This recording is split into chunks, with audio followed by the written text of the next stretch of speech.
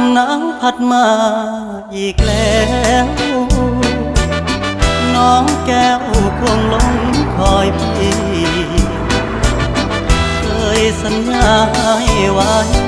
จะกลับไปหาคนดีโอ้น้องพี่คงจะกลัวลมหนาวพัดมา